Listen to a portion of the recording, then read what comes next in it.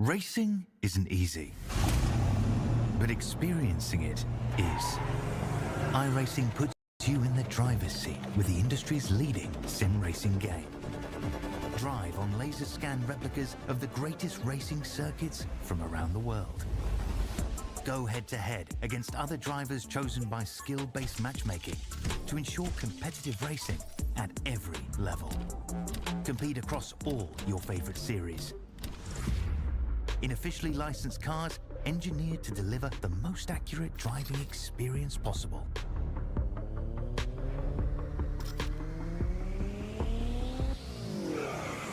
Join a race or host your own with players from across the globe. Race against the computer or in a league with friends. Feel the thrill behind the wheel. Visit iRacing.com.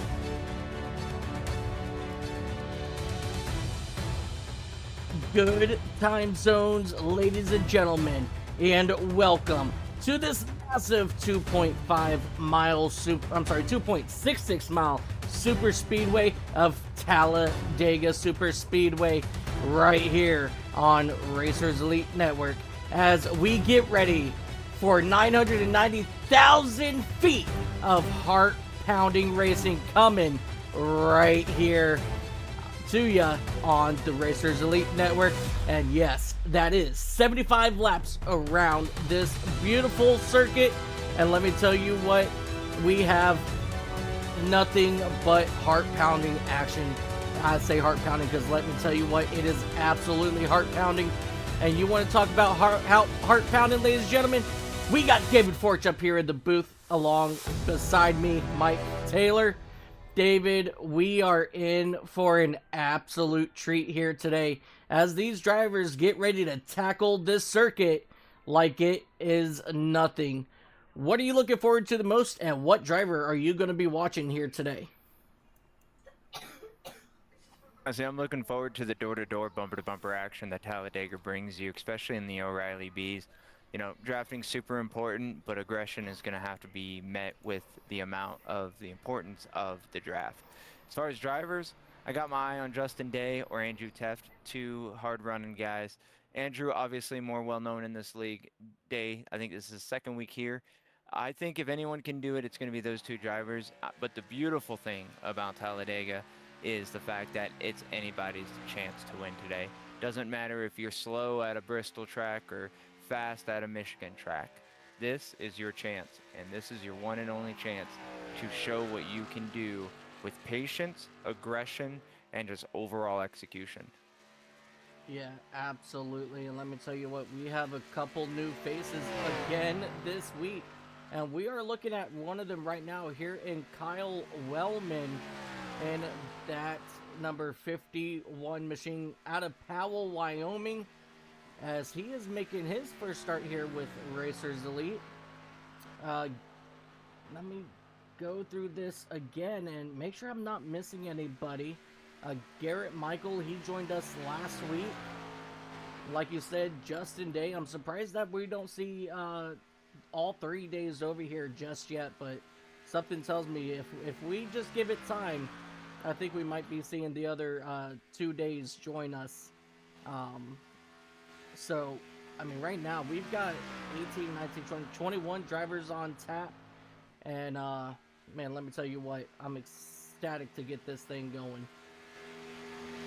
Oh, absolutely. Yeah, it's only a matter of time for all the days join in.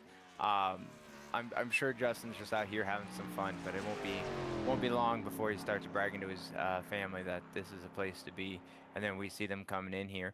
Is the number 6 of Brett A. Bray? Has he been here before? Yes, Brett Bray, he is a very long-time member of Racers That's Elite. right. Yeah. Come on now, he was with us on Sunday. Come on. Get up He was with also it, there. David. I remember. I'm recognizing his name from the late model race where you absolutely dominated. Though you didn't quite win the race, you did end up 6th. But that was a Why did you well-fought have 6th to place. remind me? I By had the to way, justify why suddenly I realized his name, and then I was like, wait a minute. by the way, we're going to have to go back and watch the VOD on that because I talked with the number 4 of Dennis Kane, and he said on that last pit stop, he was a half a lap to the good. So that pit stop that we made, we could have made it the rest of the way. But we're not going to worry about that right now, ladies and gentlemen. We're going to go trackside, and we're going to take a look here at your starting lineup for today's race. And starting on the pole, driver that number 66 machine, it's going to be Aaron Rowland with the number 45 of Ryan Warp to his outside. On the inside of the row number 2, the number 11 of Joe Bonner, he's going to be joined by that number 707 and a pretty cool looking Mustang to his outside. The number 18 of Blake Viken, he's going to be joined by that all-day racing number 79 of Justin Day. Inside row number 4, the number 23, Frank Chavez, he's going to be joined by the newcomer, the number 51 of Kyle Wellman. Inside row number 5, Brett Bray in that number 6 machine, he's going to be joined by Curtis Ecker in that number 8 Family Traditions machine. Inside row number 6, the number 1, Matthew Moniac will be on the inside row 6. He'll be joined by Kirby Wainscott. Inside row number 7, you got Austin Sale in that number 36 machine. He'll be joined by the 57 of Aaron Roth. On the inside of row number 8, the 63 of Garrett Michael. He'll be joined by the 133 of Matt Metler. Robert Garcia in his number 13 machine, he's going to be joined by the 67 of Mikey Allen. The number 98 will be on the inside row number 10 of Andrew Teft. He's going to be joined by Brandon Sanfilippo in the number 12. Rounding out your field, it's going to be the defending Superspeedway champion and the Mr. Speedway himself, the number 15 of Kensley Smith. David, we are absolutely on board for a wicked 75 laps here at Talladega. And let me tell you what, we are in for an absolute treat. That is an absolute truth that you've stated. And quick behind the curtains for everybody watching, quick refresher, the trading paints might be in order. A couple cars are coming up a little different than what I think they should be. But yeah, I mean, this is a big track, but we're going to have a lot of high speeds here. So while 75 laps may sound like a whole lot of time, it's not going to be all that long for these drivers. They're going to be ready to go. They're going to feel like they're constantly running out of time. And we're going to see different mixed bag of aggression and buying the time and everything like that. Like knowing Justin Day out there, he's going to be a little bit more patient. He's going to be, you know, kind of calmer. But seeing a couple different new faces here, it's going to make it more interesting for the viewers and the drivers to see just exactly how things are going to shape out here. Yeah, absolutely. And the pace truck is getting off the track one more time. For the first time here today. Hey, Mike, turn the other guy up. All right, so I need to turn you up. And we're going to go green flag racing right here. Never mind, didn't turn the volume up. Oh, you didn't turn... Joseph, I'm going to hurt you, buddy.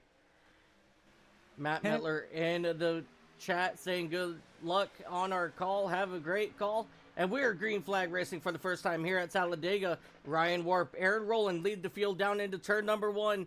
As you see, Ryan Warp actually getting the advantage. But here comes Rowland using that side draft already, trying to get the momentum out of turn number 2 as he's got Joe Bonner right on his tail end. And that 45 of Ryan Warp, he's got the 707 in that beautiful Mustang paint scheme of Chris Gottsel right behind him. So we have a couple on familiar faces up front. Pretty much of Chris Gottsel in that 707 Ford Mustang, but don't blink now because there's a big hungry pack behind him. Yeah, every driver is going to be hungry to see what they can do early on, but the important thing is to have some time and just take it. Because while you can make a move at any moment, you want to make sure that you're comfortable in the car. Even if you did practice laps, you weren't in a pack like this, and the aerodynamics really shape how the car is handled.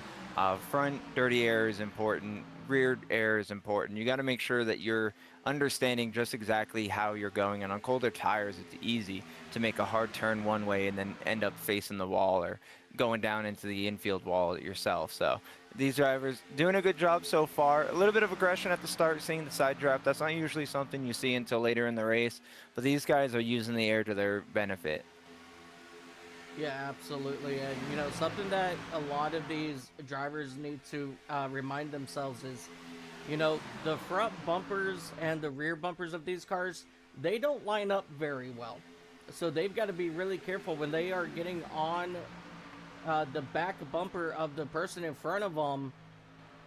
As you see that 707 squeezing in between the 18 and 23 there, you know, that's something that they're going to need to be careful if they're wanting to push through the turns, as we have multiple drivers laying down fast laps here today.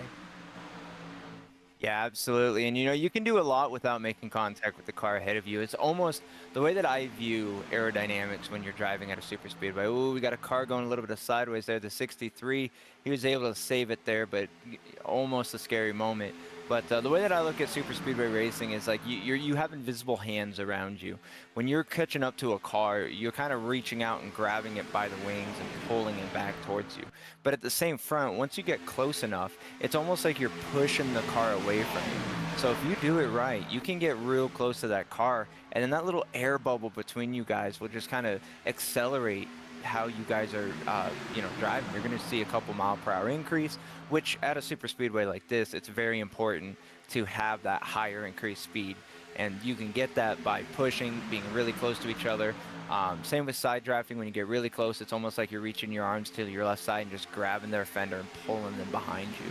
So a lot of things you can do without being aggressive and just being safe while being, you know, but by trying to make moves. You can be safe by, you know, using that little bubble to your advantage, and sometimes it's a disadvantage for you. Yeah, absolutely. And, you know, you got to be careful because, like, as I drawing up a blank, as I thought I saw a car trying to stick it 3 wide, but man, that was close. But we got a lot of drivers taking weird entrances into these corners. I don't think I've ever seen that before. It kind of looked like they were, yeah, like, it's interesting. apexing the middle. Yeah, it's interesting to see these drivers doing what they're doing out there because, you know, if you're familiar with aerodynamics and how everything works, you know, if you're in the next gen car, you understand that, you know, being in line with someone on corner entry through a tighter corner, it's better to be kind of offset to their left because it'll make the car ahead of you loose. Whoa, car down on the apron, number 23. Good job saving it. Good job by everybody letting them up. But yeah, these guys kind of sticking their noses out. I don't think it's long enough in the run to worry about temperatures, and I don't know if maybe they're just trying something out, but the back of the field looks like it's not working for them, and they were the ones that were predominantly sticking their noses out. Yeah, definitely. They were definitely one of the ones sticking their noses out to try to make something work as we come down the back straightaway here for the 6th time here today. And it looks like we've got a new leader in that number 18 of Blake Beacon, which honestly, it doesn't surprise me because let me tell you something about Blake Beacon. He has shown week after week after week he is always one to watch here on these super speedways. Oh, Ooh, a little bit of a bobble there. Yeah, by the number 45 of Warp. Might have been a loose on exit, which is something that happens quite a bit here, especially through the tri-oval. 3 wide in the back there. Driver trying to make the outside work, but he's got no help. Now 1 help, as you see it there on the right side of the screen. Yeah, you know, the tri-oval is the least banked part of this track, and you're still carrying the same amount of speed. So, you know, coming off of exit, you got the unloading of the suspension, everything like that. As we got 1 car, the number 1, I believe that is, down on the apron, trying to get his way back up. So far, not able to do so. He's going to lose quite a bit of... Ooh. Close racing, but good job by everybody, letting him have the room he needed to get back in there.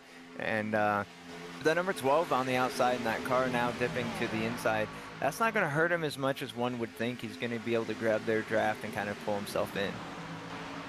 Yeah, absolutely. And, you know, you just mentioning that 3 wide situation, that was the number 67 of Mikey Allen trying to make something work on the outside. As you see, Andrew Teff now hanging that number 98 machine up top. As you see, Matt Metler and Brandon Sanfilippo join him, but Sanfilippo, he's going to get up behind that number 13 of Robert Garcia, as we are now 3 wide racing once again back here in the back of this pack. And one thing, you guys, if you don't know yet about Andrew Teff, he doesn't give up on that outside. Dan, you know, this is definitely one of those types of racing where, as much as no one likes to admit it, it is really up to who do you know out there on the track. And Andrew Teft is known as a fast driver. He's known as a driver that can get it done.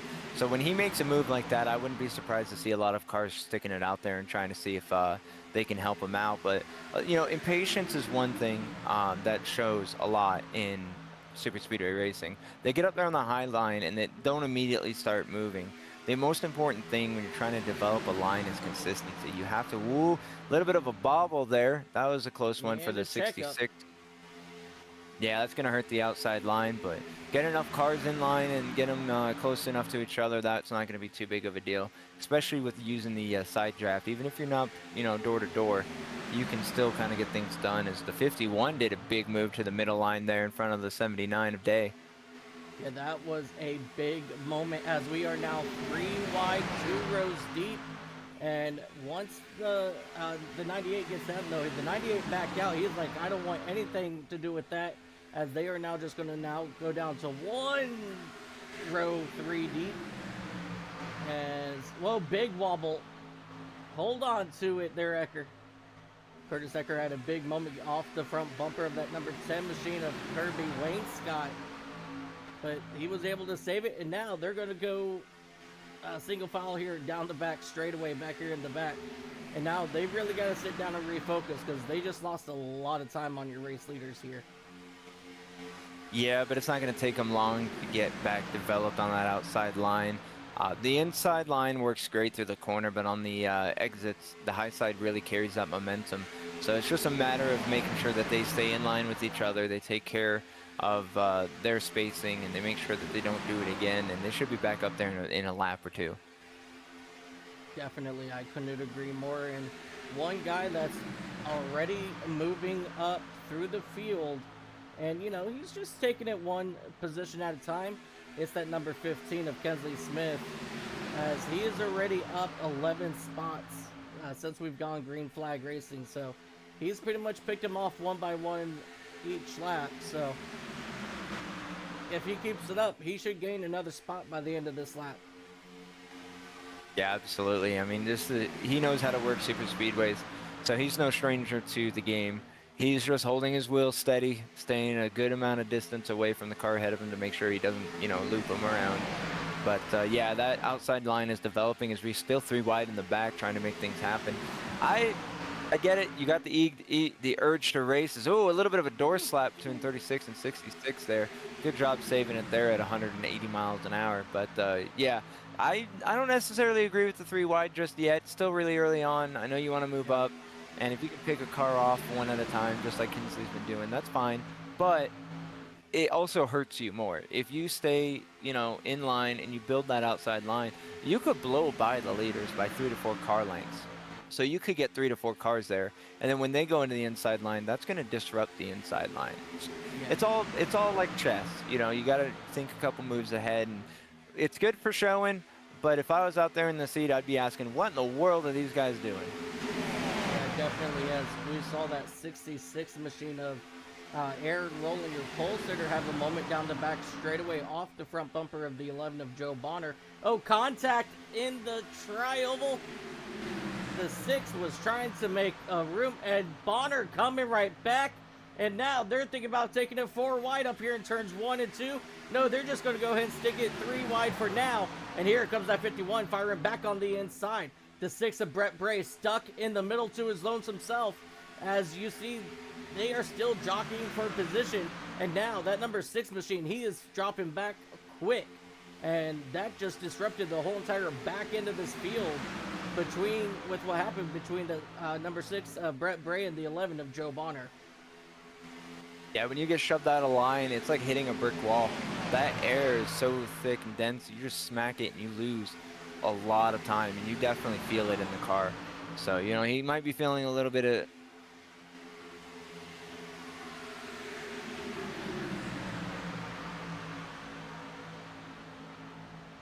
David, did we lose you?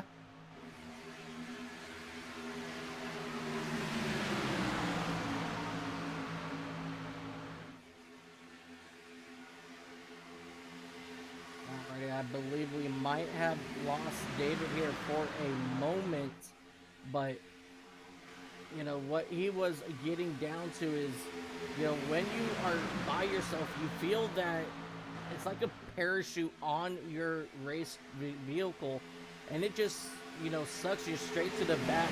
And when you got cars onto your outside and the inside, it's a very helpless feeling, as the field is coming to begin lap number 15 of this event. And let me tell you what, ladies and gentlemen, if you guys have enjoyed it so far, we still got plenty of racing left right here at Talladega Superspeedway, as these drivers are continuing to make their way around this speedway. 100% fuel. Alrighty, so we are looking to go maybe just about 40 to 45. Big moment there for Ryan Warp. He gets shoved down onto the apron. What a save out of that number 45 machine, as he's going to try to make his way back up onto the track. And that's going to put him in the back with Brett Bray in that number 6 machine. And now that outside lane has fully formed. But just like that, here comes the inside of Aaron Rowland, getting back on the inside of Kyle Wellman. And no, they're going to go 3 wide to 15 in the wall. And everybody's taking drastic measures as Kensley Smith bounces off the wall there, heading down into turn number 1. Kensley Smith is losing all that positions just like that. He is now once again in the back of the field with everybody else. Yep, I have a feeling that David's computer crashed, so just bear with us a moment. He will be back. But let me tell you what, we're not going to miss any action right here on Racers Elite Network, as these drivers are now coming out of turn number 4, lap number 16. And Kyle Wellman, he is now making his way back to the outside here of Aaron Rowland. And now there's going to be a change here for the race lead. And he's getting a good push by Matt Metler in that 311 machine. Wow, where did that number 311 of Matt Metler come from? That he is showing the number 33, but he is the 311 on your ticker that you are on your tower. That 3rd position at the moment. Now he is 2nd. As you see, Wellman, he's going to ditch him in the middle lane. And now Matt Metler, he's got Kirby Wainscott right behind him, as they are going to try to rekindle their formation and get tighter in the pack, as we are now 3 wide out of turn number 4, 3 rows deep. And let me tell you what, we are at lap 17, as the heat just got turned up to spicy here at Talladega, as we have one car way off in the grass. I believe that looked like that was the 98. Yeah, that was the 98 of Andrew Teft. let's come back here and take a look and see what happened to Teft that caused him get down into. Alrighty, as we take a look here.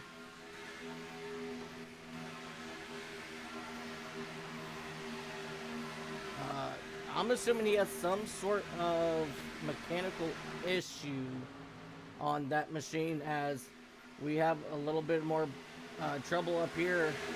Kirby Wainscott in the number 10 machine, he has issues. We're going to quickly come back here and take a look, see what happened. He was running third, contact with the 6. The 11 turns the 10. Contact into the outside wall for Kirby Wainscott.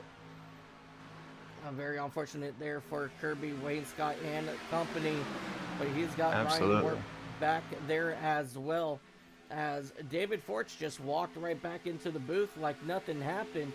Man, David, let me tell you what, you missed a really great 3-wide action. I'm assuming your computer went kaput on you. Yeah, my computer decided to stop computering, and so after having a very stern discussion with it, slapping it around a little bit, maybe dropping the people's elbow on it, I think I'm back. Awesome. If not, you might want to try the rock bottom next time. But we got a good side-by-side action up here. Aaron Rowland, Kyle Wellman, side-by-side for that second spot, as you see Moniak trying to control all 2 lanes, but that doesn't stop Wellman going for the race lead, heading into what? Whoa! Holy cow. That's crazy action to be seeing only 20 laps in out of a 75 lap race. Like, they still got a lot to go. Woo. And if anything, it should have shown them how quick their race could be ruined by the incident with the number 98 as well as the other cars involved, because there was no caution. Those guys are going to be really at a disadvantage. Even if they link up 4 cars, they're not going to have the power of a pack. So I'm surprised these guys are making these moves as early as they are. Yeah, absolutely. You know, we have lost Andrew Teft, who is back there with Ryan Wart.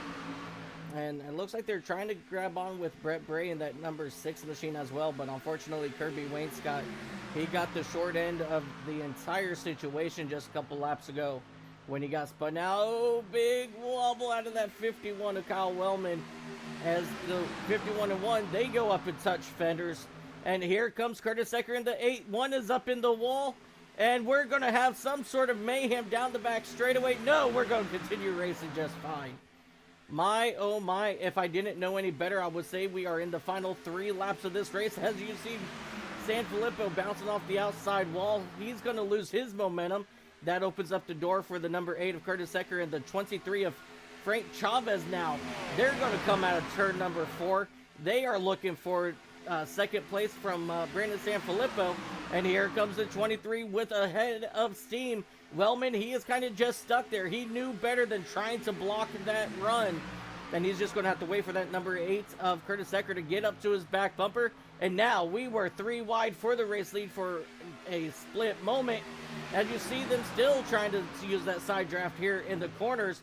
But so far, no can do in these O'Reilly cars as they make their way down the back straightaway here. Still 3 wide.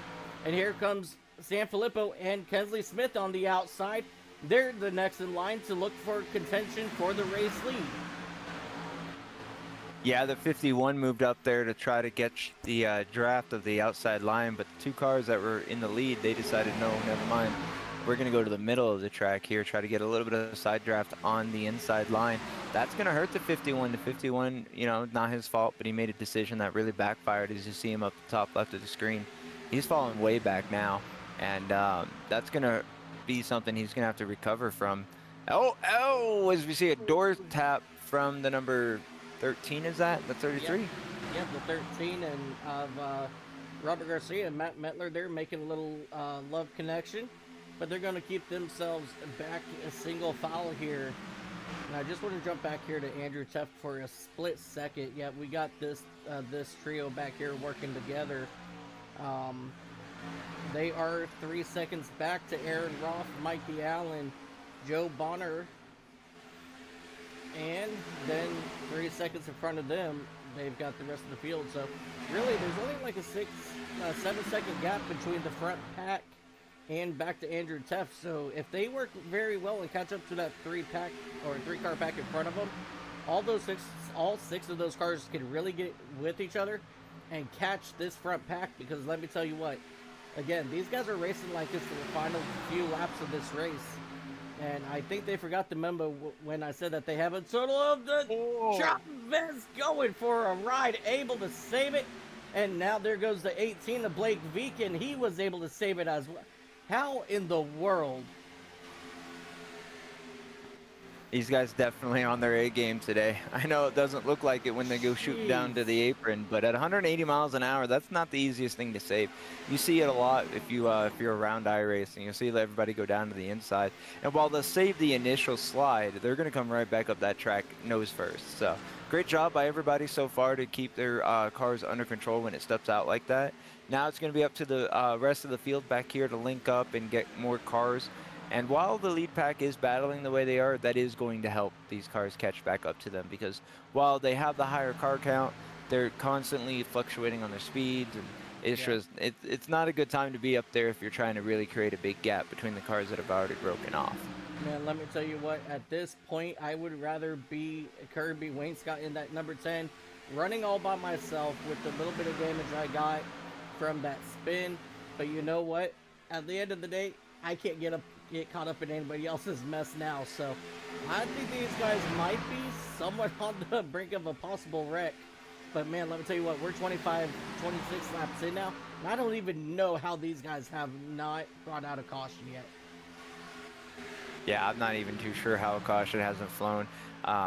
iRacing has their detection system. I would have called a couple cautions here and there, but good job by everybody to make sure a caution doesn't come out, all while preserving their own racecraft. So aggression is really building, and I think that with these multiple close calls, we're not going to see it change. I think we're likely to see something big happen here soon. Yeah, definitely. I definitely feel that as well. But right now, we have a 10-car breakaway. Brandon Sanfilippo will lead the top 10, and Matt Mettler, he will ring out that field of 10 as they make their way out of turn number 4. And then you jump back to that number 1 machine. Oh, I'm sorry. Aaron Robin, that number 57. He's got his teammates of Mikey Allen and Joe Bonner right behind them. Blake Beacon, after going for that wild slide down into the infield a few laps ago, he's joined forces with them. And they've also got that 36 barely hanging on there. But as of right now, he is still hanging strong. Then you get back to Chris Gotzel and company. These guys now have 5 cars here, and they've got just about 4 cars in front of them. So these guys, if they link up here pretty soon, they might be all right. But we are, yeah, but I want to say we're about 15 laps away from green flag pit stops, however. Yeah, I don't see them calming down the aggression in that split field. I think they're going to get up to each other, and they're going to start battling it out with each other. Hopefully, that's not the case. Hopefully, they stay in line, and they're able to kind of work on it a little bit more as we see the lead pack here kind of get broken up as cars try to move to the outside to try to make a couple moves, and I don't know how it's going to work out. Yeah, it's definitely been absolutely crazy right now, but that outside lane is currently being led now by that number 51, Kyle Wellman, who picked up Matthew Moniak as you see them head up here in turn 3. And Justin Day in that number 79, he's been able to avoid all the chaos so far and keep that number 79 up here in the front as well. And let me tell you what, I'm still very excited to see that number 79 out here with us here in Racers Elite. Yeah, absolutely. Oh, contact, hold it. Woohoo! What a save.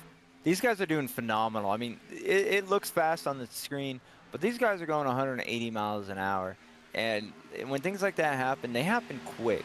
So you have milliseconds to react. Otherwise, you're going to be overcorrecting, or you're just going to be past the point of slip. As you see the 79 kind of get shoved down on as a side draft. Yeah, as the ones kind of bounce around like a ping pong ball trying to find his home.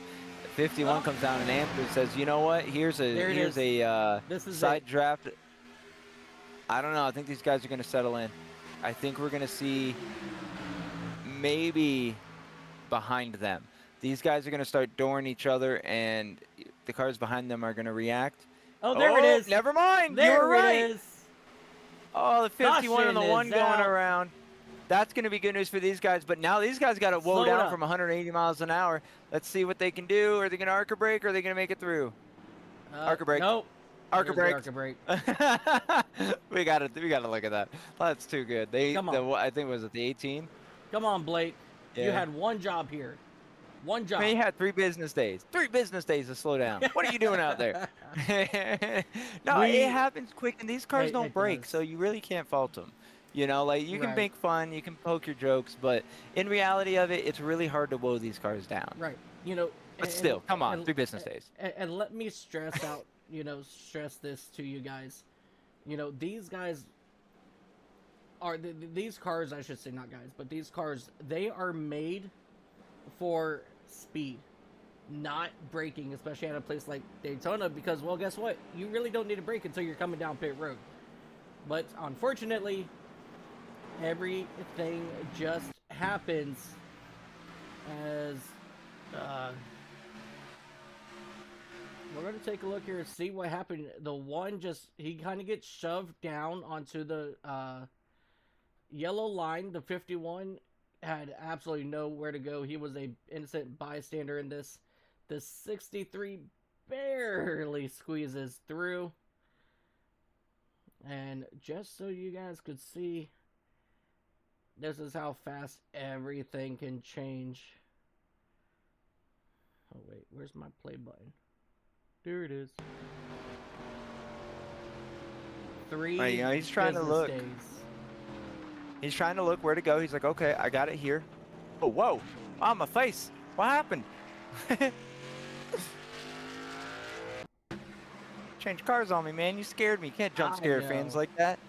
I sure get all the 66. Absolutely nowhere to go in that. However, you know what that means? Oh, Green no. flag pit stops.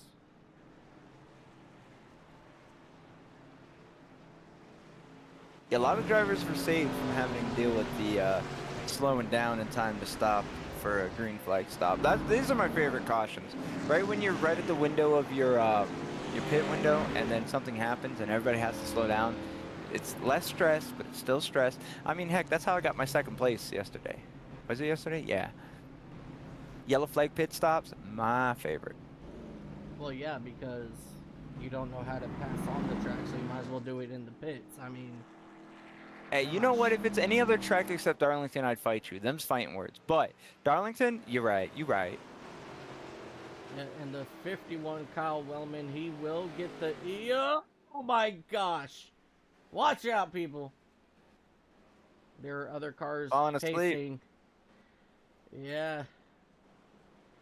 Ooh, that was close. I believe I touched on this last week. I was talking about how these guys, are going pretty much full throttle, at least half throttle when they're in the draft. But these guys are traveling at 180 miles an hour.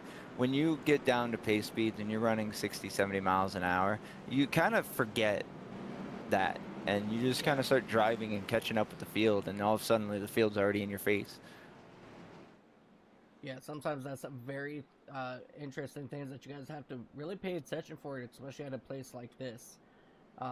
But we are working lap number 31. We have 45 laps to go. They may or may not be good. As Matt Mettler is having some issues in that 311 machine. The 33?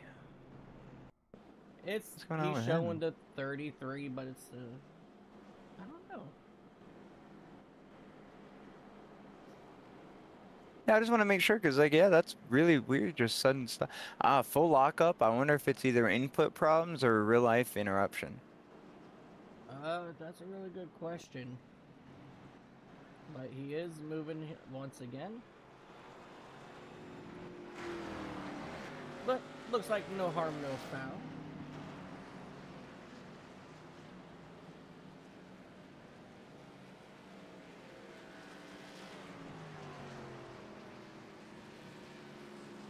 All right. Wow. Okay. You know, as far as the fuel strategy goes from here and out, since they're at 32 out of 75, the drivers that are in the front, say P1, P2, they're going to be, yeah, well, maybe P2. I'm using P2 as an outside analogy. If there's position 1 and position 2, inside, outside, too wide, those two cars are going to be at the most disadvantage. Any car behind them is going to be able to save maximum fuel. A lot of the times, if you're a patient driver, when you're driving around the track, the three's back up there. That's good to see. You're not running full throttle all the way around the track like the leaders are. You're 3/4 to half throttle, depending on how many cars are around you and how well behaved all the other cars are. So I would be interested to see if maybe a few drivers opt to not make a move to the lead, specifically to save some fuel. Yeah, I mean that's definitely a very good, thought there as well. As Metler will go ahead and take his spot again up here in the front row, but you got the Speedway master himself, Kensley Smith, and then you got, man, probably one of the best broadcasting voices I've ever heard in my life. Me? Matt Metler on the outside Oh. in that number 311 machine. Trust me, if you heard Matt commentate, he is one voice you can listen to all day long. As we are back in the United Rental Restart Zone, and we are green flag racing once again here at Talladega. 21 cars still on track as they will climb up through the gears up here into turn 1 and 2. And right now, Kensley Smith is clear of Matt Metler on the outside, and here comes Justin Day on the inside here. But Matt Metler, he's got that number 8, Curtis Eckert, glued to his back bumper. And as that inside lane does not have the same kind of momentum there, those two on the outside will take over the race lead just like that. But now that inside lane's momentum is forming as Matt Metler, he's going to stay high as we got one car that gets shoved below, and that's going to stack up everybody behind them. And now that inside lane. That was beautiful. Yes. I've never seen a better rejoin in my life. Give that man an award and give the car behind him an award and everyone else. Yeah, typically when we see something like that, it is absolute pure chaos. But they were able to come back on track, and let me tell you what, this is the absolute best racing I have seen on a super speedway in like forever, dude. Like, and I feel like I'm starting to say that every single Friday night right here on Racers Elite. But you guys, that's just how good these guys are. And on that note, if you go, no, we got trouble in the back. Oh, big trouble. Car in the air. On top of another. Now I'm back on the ground. Blake Beacon, he gets involved here. Chris Gonsold, the 66, I believe, was involved here as well. Yeah, Aaron Rowland, the 33, he's just cruising up back here, no problems. But unfortunately, I believe that actually started off with Garrett Michael in that number 63 machine. Let's go ahead and come back here, take a look and see what happened.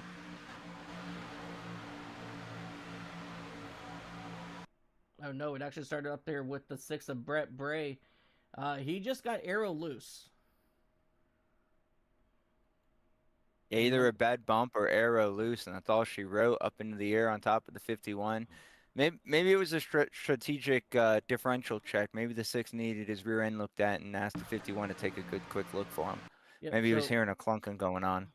So right here you see of the bump, and then he backs off. Yep. And then once you get yeah, it's arrow. He wasn't on him. Yeah, he wasn't on him. Yep. Completely arrow loose, and that just brought him down right into the 23. The 51 drives under the 6. The 66 drives under the 6. 666. Uh-oh. I was gonna say it. I was gonna say it. Oh man, that's definitely tough luck for everybody. But you know, it's not really a product of anyone's lack of skill or over skill in any situation. No. It's just that's part of the high speed aerodynamic racing that we have going on here Yeah. in Talladega. And that's one thing that iRacing models very well is aerodynamic effect. Maybe some will say it's over dramatic, maybe some will say it's underplayed, but the fact that we're able to sit down at our computers and get onto a simulation game and be able to actually feel things like that. Like, I'm sure Brett might be cursing up the storm, blaming the car behind him, but in reality, that's just a product of this racing. Because you see a lot of drivers coming down to top off to make sure that they're able to make it to the end.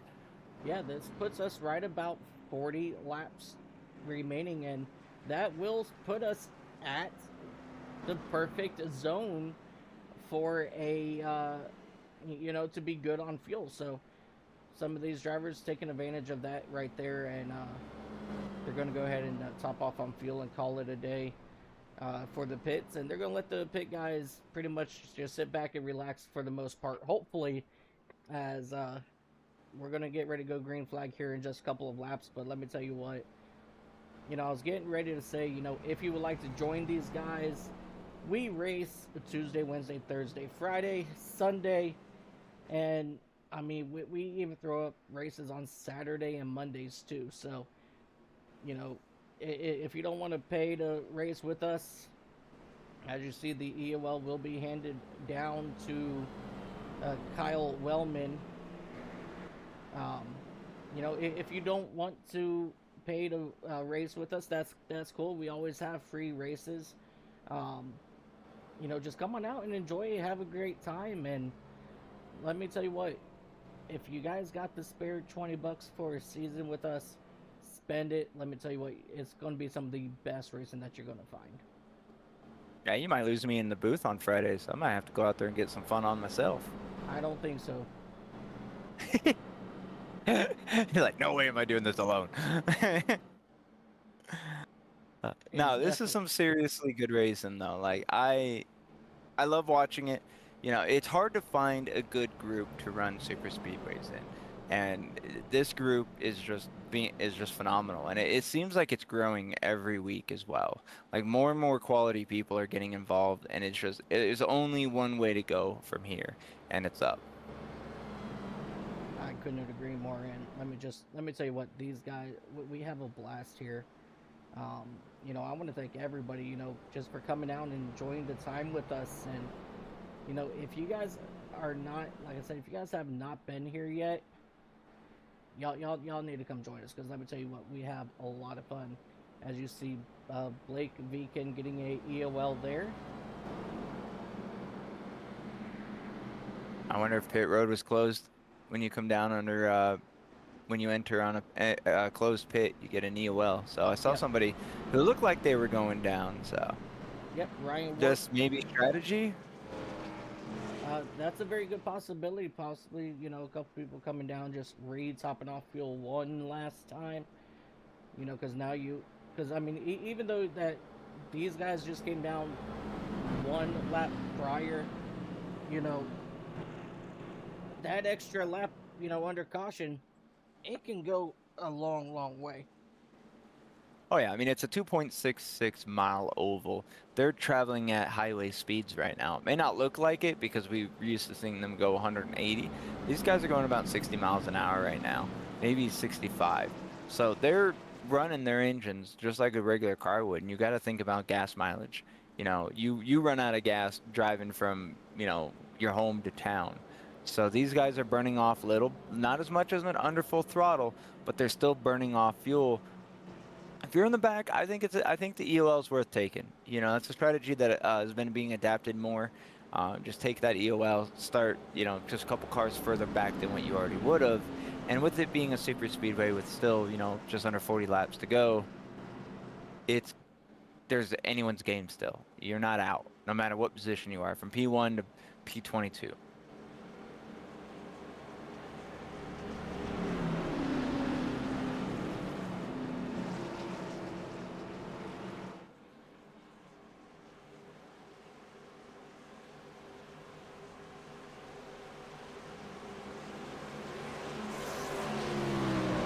As the pace truck pulls off, we get ready to go very slowly through the very long, less banked tri-oval. Garcia taking the field to the restart zone. Green flag is out. I don't know if we lost Mike or not, but he's still here and I still see his feet. So I'm going to give you guys what I got. Garcia, good jump on the restart. Andrew Teff now in the number 98. He's back up from the earlier bobble. He's sitting in P2 right now. Outside line, trying to build that momentum. The number 63 of Michael. He's trying to continue his momentum gain. These cars are going to have to fall in line on the outside line and just deal with it for a few laps. Make sure they're able to build up full speed and get going the way that they want to so they can start making the moves that they need to.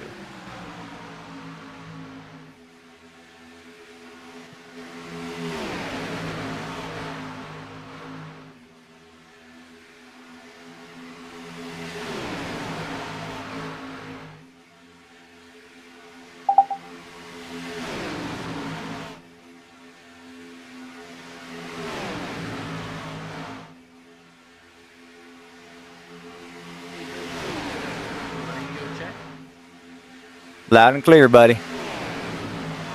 Awesome. I just had a sound issue on my end, but you guys did not miss any sound here between David and the racing on the track. But let me tell you what, right now I am going without sound, and we are still in it to win it, baby. We are having a blast up here, and let me tell you what, we've been green flagging. Having a good old time up here. Oh yeah, absolutely. And it's always a product of Racers Elite, no matter which, if it's the, you know, Thursday, Wednesday, Sunday, even no matter if it's 10 cars or 20 cars, these guys can deliver a good racing. And ooh, 13 gets a little bit of a wobble there coming out of the tri-oval, but able to hold on to it just fine. Minimal loss there, maybe a couple feet off the number 1 car. But, you know, that's not that big of a deal, especially with the power of the draft. These cars, you can gain 3, 4, 5 miles an hour just by sticking in a line. If you stick your nose out and you hit that brick wall and you dip right back in, as long as you don't fall back too far, you're going to be flying up through the field. So I wouldn't be surprised if we start seeing fast lap times being laid down by the cars in the back as they start working their way up. We're going to see new fast lap, new fast lap, new fast lap over and over again. Oh yeah, absolutely. And you know, if that does become disturbing, you just write in chat saying turn it off. I want to see the standings. But let me tell you what, right now Aaron Roth, Garrett Michael, they are duking it out here for that race lead, as Mikey Allen and Austin Sale are both trying to get their respective drivers in front into the race lead. And as of right now, they're still duking it out head to head down the back straightaway. And you know what? Let me go ahead and turn the new leader thing off because it's going to drive me crazy now that you mention it. Yeah, it's going to be popping up. Oh, good save there. Looked like almost big trouble. I believe that's the number 63 for Michael. Yes, it is. Garrett Michael there. He had a really big moment, but he was able to hold it up. Kind of broke up the inside line, but they worked quick to get back in line with each other and make sure that they're not losing too much momentum off the outside line. You know, Mike, let me ask you this. One question only. When? When do you go? This is a driver preference question. You know, my go time is the last 15 laps. And here's why. I'm the type of driver that if I'm not able to keep my nose, you know, up front racing with these guys in the top 10, I'm going to be back where that number 10 of Kirby Wainscott is. I'm going to be in the back, you know, just chilling out, letting it, you know, come to be. And then once we get to 20, 15 laps, I'm going to slowly start picking my way carefully through the field. And you always have to keep your eyes open all the time. Don't even blink, because if you do, any of these drivers in front of you are going to be sitting sideways and you're going to be heading for them. So you pay attention. If I'm already up in the top 10, I'm just relaxing. You know, I'm just going to figure out where I want to be, see what line is moving, and I'm going to sit here and relax. As you see one car go ahead and pull off, that's going to be Matthew Moniak. as he's going to go ahead and get up behind that number 8 of Curtis Ecker there. You know, if I'm up here already, I'm going to see what line is moving, going to be in that lane. I'm just going to move back and forth. My go time at that point is always going to be 3 to go. Maybe 4, depending on how feisty I feel. Oh, it's very solid, yeah. You know, it's all about, and that's what's going through the driver's minds, rather. These guys are thinking, okay, when do I go? When do I not go? What do I do here? What do I do there? Okay, well, if I get past this guy, how am I going to, you know, like, it's always a mind game if you're really putting your effort in to try to make a solid effort here. And I know it's not often you see yourself in the front row, even at a Superspeedway, Mike. But let's say hypothetically you were in the top 3. Where would you rather be? 1, 2, or 3 come into the final laps? Oh. He's formulating ways to murder me. Don't worry, guys. He'll have the answer in a minute. It depends on where I'm at when I have 3 to go. Okay? If I'm, say, 5th with 3 to go, I'm going to try to see what I can do to get up into 3rd. And then from there, it's a formulation of, okay, how can I get the person behind me to give me a push to go around the outside of the 2? If I'm already sitting up here in 2nd on the final lap, I'm okay with that. Because here's the thing, I'm going to be pushing the leader. I'm going to be giving him all I got until we exit turn 4. Then I'm going to play, okay, let me back up to 3rd place, get a run on the race leader. If I am the race leader, the way I see it, YOLO. You are going to give it everything you got. You got to time, you know, your blocks perfectly on the final lap. You can't let 2nd or 3rd place get you off that bottom lane, because that's ultimately what the end game plan is 2nd and 3rd, they're trying to get you off the bottom. And the moment you leave that yellow line on the final lap, you are SOL, and you are saying see ya to your race win. Yeah. Absolutely. You know, and you've seen my strategy at play on Mondays. I'm P2 all the way, baby. I like to be right there controlling the leader. While the leader might feel like he's in control, P2 really has it in the bag there, because it's all like you were saying. Get up behind him, push him, get him a little bit of a distance between you and the cars behind if you can, and then back off. Wait for that perfect time to strike, and then use that air to pull him in. And at the right moment coming out of the corner, you want to jump out there to the outside line and side draft the ever-loving monkey business out of that car, and you can slipstream right past most of the time. But here at Talladega, that strategy kind of changes, because it's one of the more unique tracks on the NASCAR circuit. The start-finish line is not centered to the tri-oval. It's actually at the end of it. So it's still the same tactic, but you have to remember, wait, wait, wait. And then that tri-oval is so much smaller than the corners, it feels like you get through it in no time flat. So it's really a fun place to be here at Talladega, when you're in that position where you can make that move on the final lap for the win. Is when do I go? You can't do it out of 4, but you can't wait too long out of the trial or into the tri-oval. But the problem there is, once your cars flatten out onto the you know, the flat part of the track, that's where everybody's momentum starts to build even more. Yeah, I couldn't agree more. You know, like you said, the start finish line is a quarter of a mile further than what you're used to at almost any track.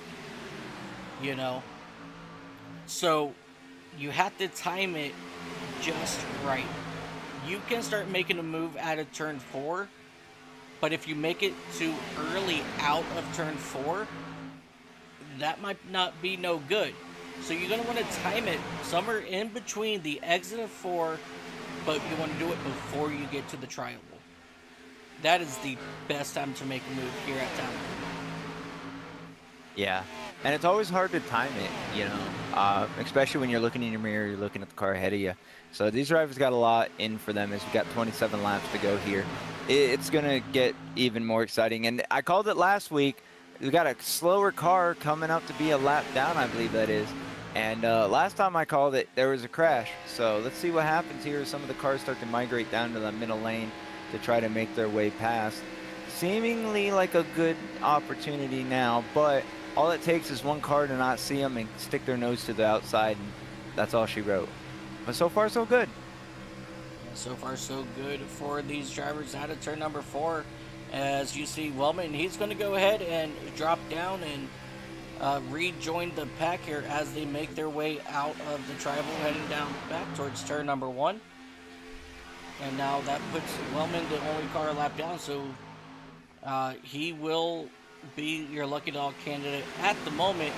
However, they still got one more lap car that they got to deal with that's not in this pack, and that's going to be Matt Metler in that number 311 machine, as he is actually currently having connectivity issues, but he is just about 27 seconds back, so they will be gaining on him probably here within the next 5 laps or so. Yeah, you know, Wellman's down but not out. Yeah, absolutely, as Joe Bonner leads this field out of turn number 4, and this is the calmest that we have seen this field since the drop of the green flag. Yeah, I think that caution actually scared them. They realized that, you know, hey, yeah, things have been happening, but as long as it ain't me, we're fine. Now we had a caution, and these guys are realizing that if they're caught P6 on the caution, they're going to have a harder time to get around them. I mean, Day started out up front. He was P2 for a minute, and then the outside line developed. When that caution came out, he was 6th or 7th. That's a deficit. You know, while you can make moves here, it is difficult to find the dance partner and to use the air to your momentum when the whole track is blocked. So these guys more than likely trying to keep the momentum going, biding their time, trying to figure out, okay, who's been strong, who isn't, and what can we do to kind of make things happen. And some of them might also still be on safe fuel saving. So some of these guys might be a little bit less throttle than normal, creating a bigger gap between each other, and kind of just riding it out until they look down and go, yep, I'm in the green, I can go. Yeah, absolutely. And you know, that's something that all these drivers are going to be paying really close to attention to as they make their way down the back straightaway here with 24 laps to go. You know, it's still technically anybody's game. And so, you know, it's going to be very interesting to see how this is all going to play out, as Racers Elite owes me a new camera. Hey, at least you're not like the other broadcasting company and send out a whole camera crew with the camera. That is true.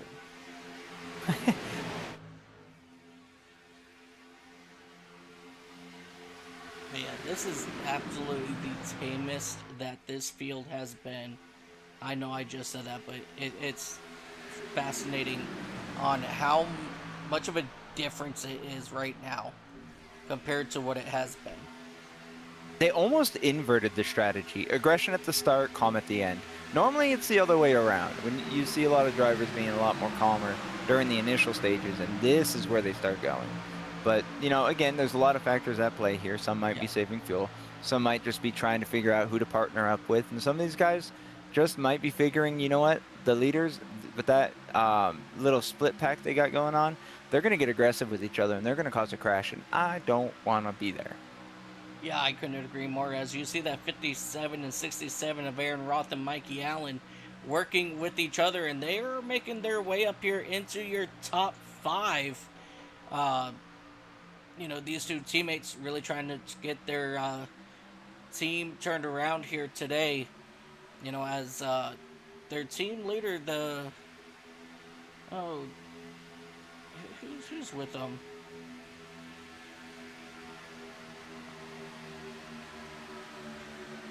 Is it Bonner, I think, is with them? Is out front, so they're trying to get up there with him. But yeah, just really, really great racing. Absolutely. And so this is a beautiful shot to see just how spaced out these cars are. And that tells me some of them are fuel saving. It's real easy to create a natural gap like that when you're fuel saving, because at this point, you know, just as an example, number 13 there, he's just kind of riding. He doesn't have any pressure from behind. He's not riding the back of the car, and you don't need to optimize your save fueling. The number 98 also feel like he's saving there because he's pretty good spaced back. These guys just taking their time and making sure that they have enough for the finish and or Green-White-Checkered. Yeah, definitely, you know, and that's something that they had to think of. You know, these guys did come down with just about 40 laps to go. So, you know, they can go probably about, oh, hold on, no. Hold on to it. Wow. Wow, Wait, it's not over the 8. Wow, that was great. He saved it. What a That's wicked crazy. save out of that 67 of Mikey Allen and the 8 of Curtis Ecker. This has just been phenomenal saving of these race cars all day long. Man, Yeah, minimal loss. True. That's crazy. I don't think he even scrubbed any speed. No, they might have scrubbed just a little bit, maybe like 10 miles an hour, but they were able to go ahead and get themselves all formed up, and they didn't lose much to that front pack, so they're going to be able to suck right back up to them here as they come down the back straightaway. We're looking at just about, yeah, there's less than a second separation, so they're going to be able, yeah, they're going to suck up right back to them here, probably at the start of this next lap if they don't do it sooner. Yeah, you know, it's all about momentum building now that they've kind of got a separation on it. You're going to see a lot of drivers looking for that inside line in that second pack. That way they can all get together and just overpower. And, you know, that's an opportunity for them to generate a second lane. The problem is, you know, aerodynamics are fighting them at every corner and every straightaway. Once they get up to the cars and they try to go to the outside, I mean, if you think about an arrow in the wind, you know, the arrowhead is penetrating the air and it kind of creates a little bit of a wake around them. So in this case, these cars got a wake coming out from their nose, and the more cars in line, the further that wake kind of goes back. So they can try an outside line, but they're also going to feel the hit the moment they do. Yes. So it's going to be interesting to see what these drivers do, is they're just now almost to the back bumper of that first pack. Yeah, Ryan worked back to the back bumper of that 707 machine of Chris Gotzel as they make their way through the tri-oval here once again. And surprisingly, they're just going to run single file for now. And, well, I mean, quite frankly, I really don't blame them, because we've got 18 laps to go, and, well, you can't win it if you bin it. So they have to be careful now this last 18 laps. But, you know, as we said earlier, where does our fuel mileage come into play?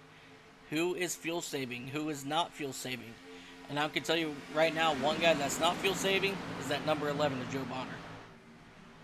Yeah, he's at a huge disadvantage. He's got that brick wall up in front of him and the 66 behind him. He cannot get off the throttle.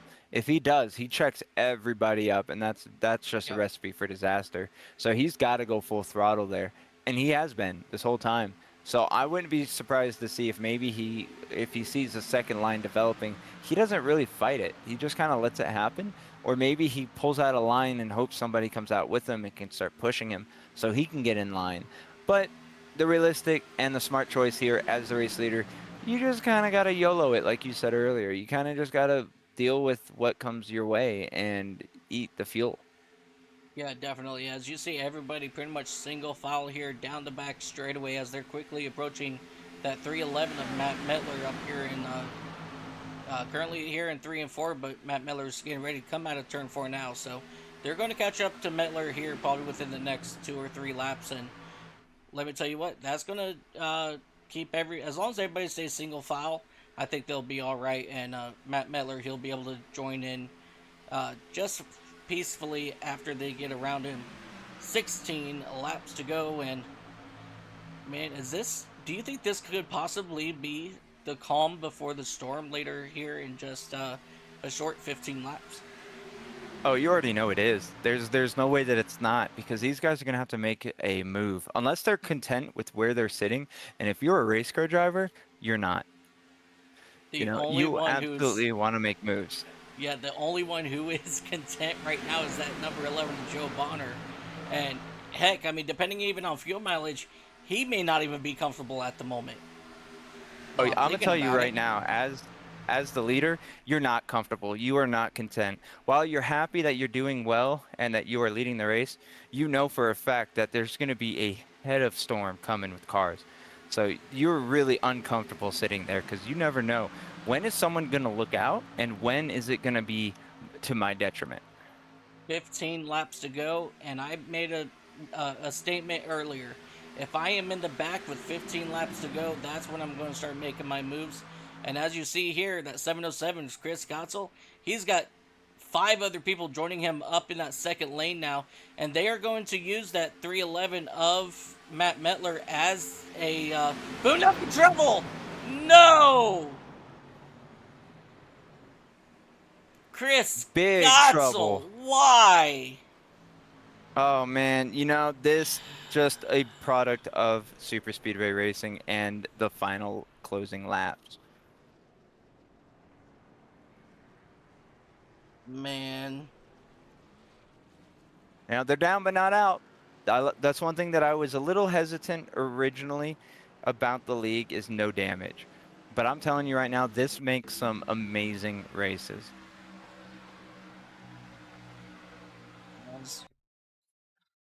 I don't know.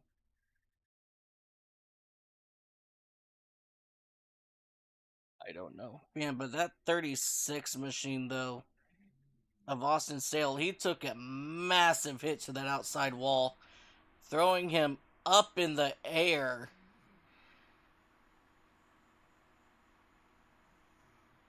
Not once, but twice. He manages to It's keep all 4. He doesn't fully go. Oh, wait. I might have spoke too soon. No, he keeps all nope. 4 on the ground. Well, We need to have that car checked for a gyroscope. yeah, that was beautiful. He's like a Beyblade out there.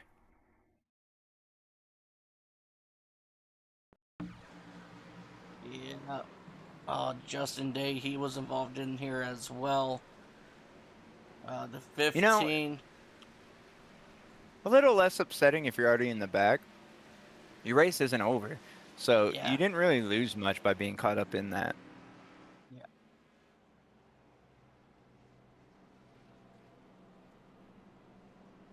This is going to make things a lot more interesting, though.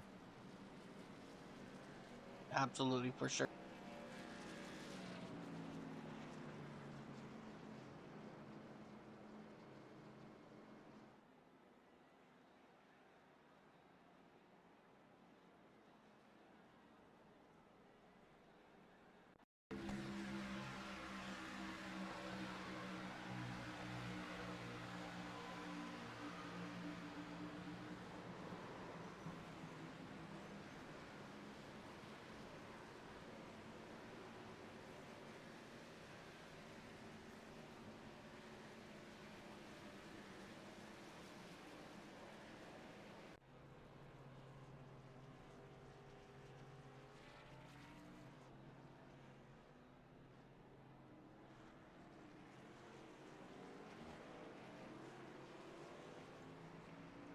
All right, ladies and gentlemen, just like you guys saw there for a brief moment, one more look at the incident that just happened.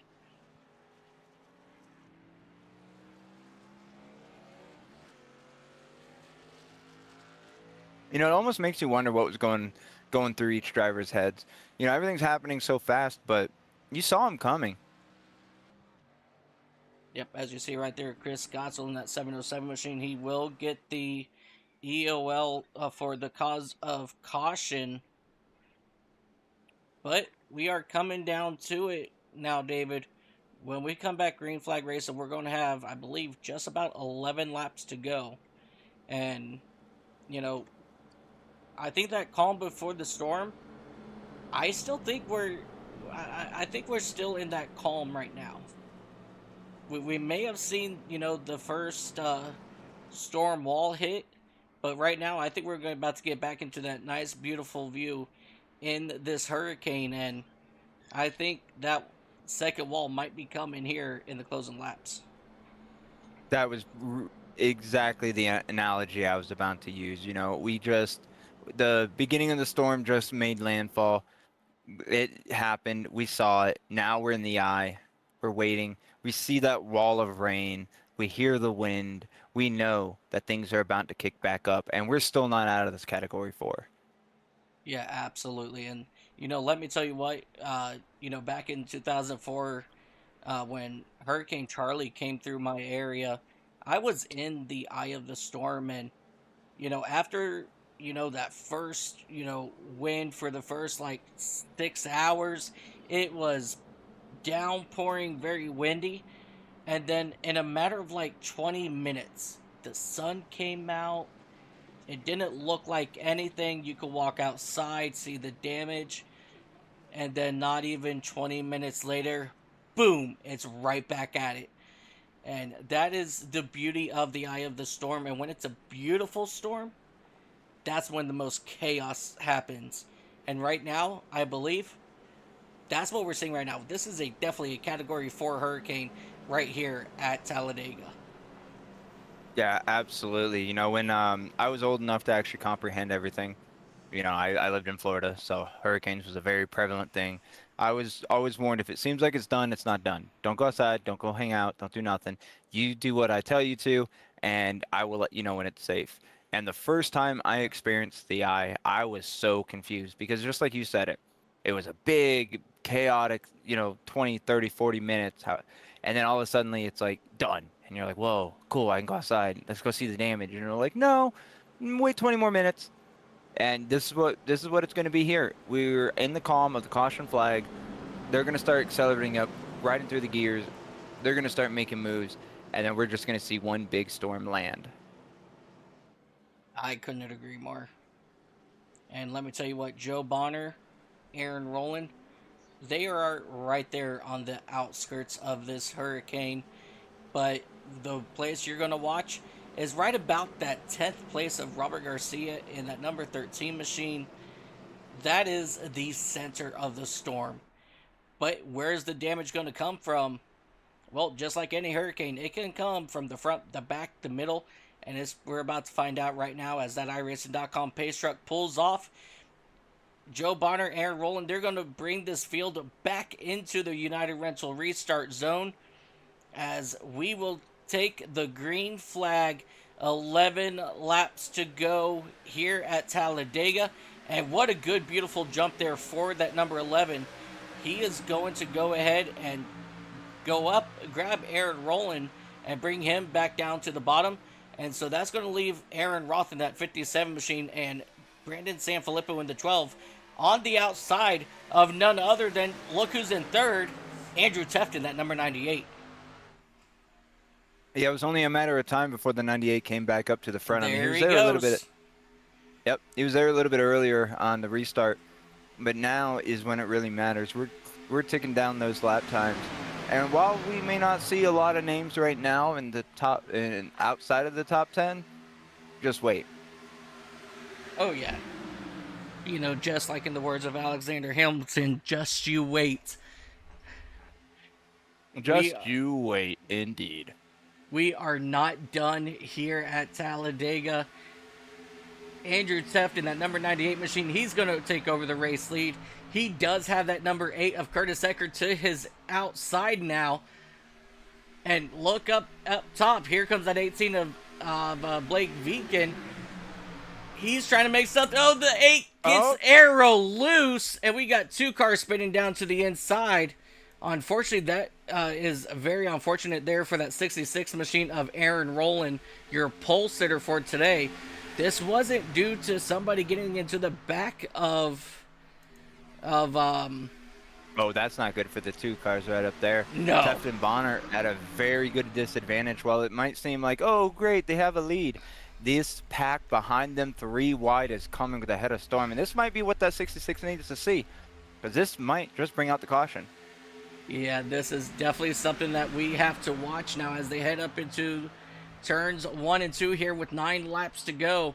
We are 3 wide, 4 rows deep-ish. Come on, get up there, 63. There you go. Now we are 3 wide, 4 rows deep as we got big movement and we got trouble. 2 more cars getting turned down down into the wall. That's going to be the 707 of Chris Gotzel this time. He pounded that outside wall, and he's going to be able to meet up with Aaron Rowland here on the back straightaway. But we are turning our attention back here to the front as we are still green flag racing here as we are coming to 8 to go this time by. And I think that storm is starting to knock around a little bit of trees, and I feel the wind starting to really pick up once more. Oh yeah, you can hear the thunder, the train coming in the distance. That's a tornado reference for anyone who's not familiar with tornadoes. They sound like absolute trains, freight trains coming. And that's exactly what's about to happen. While these guys are in line, they're just building up momentum. They're getting ready to rock and roll. These guys are going to get ready to make some major moves. You see the number 1 coming to the outside, and another car thinking about it, but doesn't quite do it. That might hurt the one. Yeah, 8 laps to go.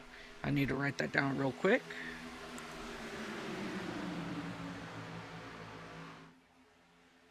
Just for my notations here. But here we are, 7 laps to go now here at Talladega. Hold on to it, guys. Nice and easy. Now that eye is starting to become stronger. And that's what's happening right now is these cars are starting to settle in. They're just making circles. And before that really pushes out the wind, the wind's outward.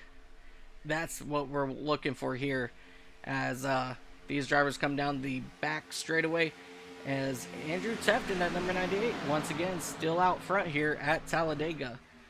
And let me tell you what, we've got... Oh, go ahead. No, I was just going to say, I don't like overplaying analogies and everything like that, but this is too accurate to not. This is like the hurricane has stopped. They're just sitting right on top of your house, and you're stuck in the eye, and there's more coming, but you just don't know when. That storm is about to get ready to move, and we're going to see some things pick up here in the next 5 laps. Absolutely. And using that analogy, that reminds me of Hurricane Jean back in 2004. She stuck around for like 3 days right above Florida. I don't know if you were here in Florida for that, but let me tell you what, that was a very long 3 days of nonstop rain. I'm not much younger than you, but I was young enough to remember being stuck at my aunt's house for quite a while and wondering why. But there was a tropical storm that did the same, and I remember that very well. It was a very rainy and mucky, like 2-3 days. Yep, that was Hurricane Jean back in 2004, and let me tell you what, we're starting to see Hurricane Jean start to pick up a little bit of pace here. I'm starting to see a little bit more movement out of everybody here in the back.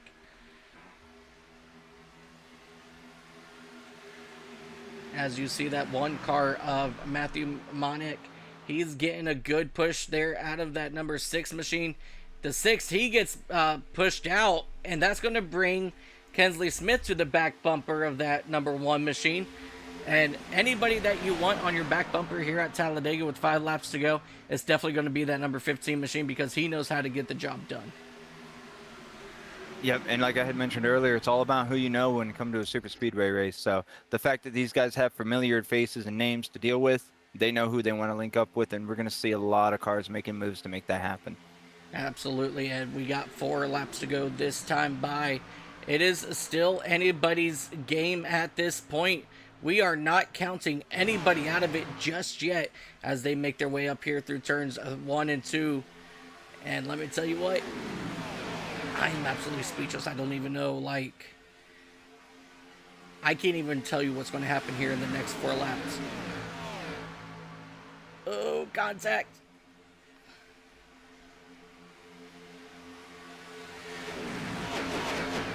What a good shot of the whole field. Oh, yeah. It really shows you the speed that these guys are doing all of this at. You see now at the right side of your screen, cars are starting to side draft just a little bit more aggressively, but Day in the number 79. Oh, we got a car in the grass. That might not be good. That's the 67 of Mikey Allen going for a ride through the tri-oval. Let's go ahead and go back real quick, take a look, see what happened here. Just out of turn number 4. Let's see if he got help from that 36 of Austin Sale. No, that was just a check up in front of him. So, yeah, unfortunately, he did get a little bit of help there, but he was able to keep it nice and clean. Unfortunately, that will throw him back to that 15th position.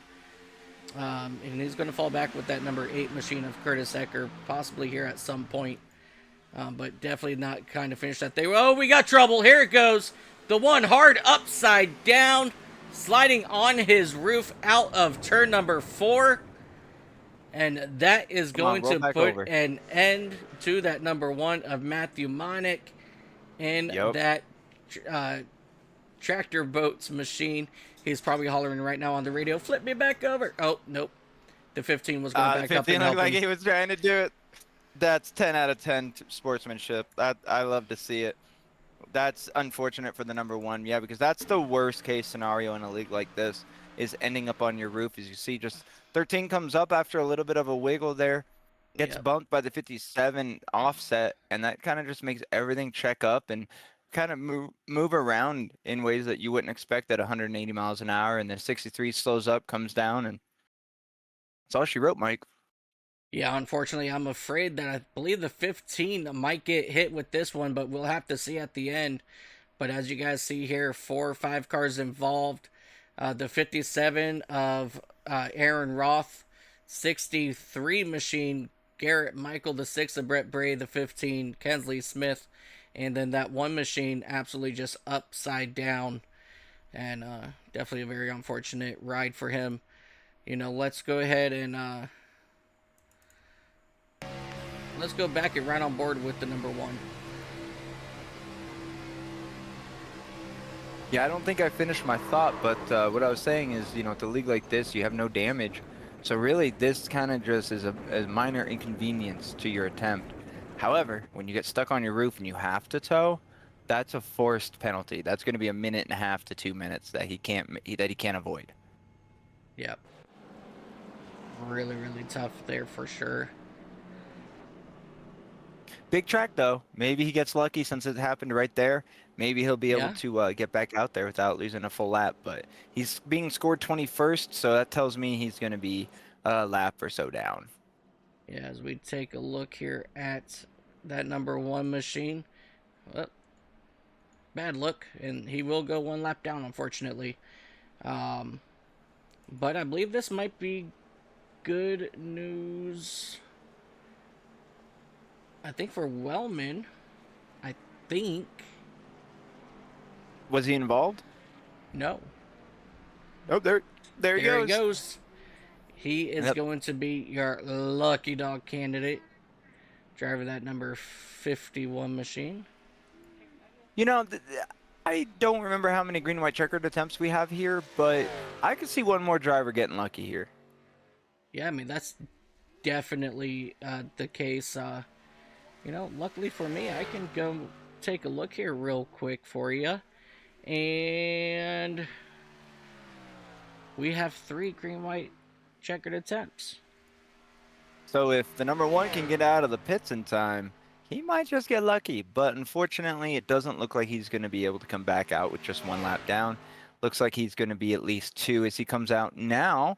So let's see what that scores him as far as how many laps he's down. Number 13 just got an EOL. Yep.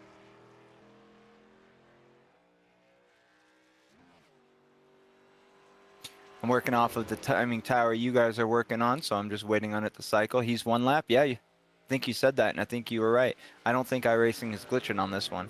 Nope. He might get lucky. This is going to be the first attempt. Then, obviously, the second one will funnel ahead Mettler. But if Moniak can get ahead of Mettler, then that just negates needing a 3rd Green-White-Checkered. And this is where usually the tornadoes start spawning and cars start flying. So, yeah, definitely these guys have to be careful and see what they can do here in the closing laps. And, you know, I'm so happy that works. Sorry, guys. Yeah, so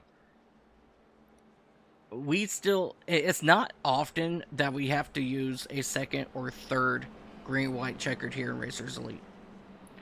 So I'm not going to hold my breath on this one, unfortunately. But I would if I was those drivers. well, yeah, you're praying for it, but it's not often that they can get it. But we're praying, we're hoping. New names, new faces. Maybe, just maybe today's their day, and then we're gonna see Moniak come from literally last To win the this thing. And That would be who something. knows? That would be a story. That would be a story that you just can't write, right? And while these guys are phenomenal, it just takes 1 centimeter of mistake, and then everything is done for. So, like, I doubt we're gonna see it. I think we're gonna see everybody building up, kind of making moves early, and then I think we're gonna get the white flag. And if anything, that's when the crashes are gonna happen. And if you know anything about NASCAR and green-white-checkers, once the white flag is out, the next flag ends it, and it's always the checkered, never a yellow. So maybe we get to see some marker breaking.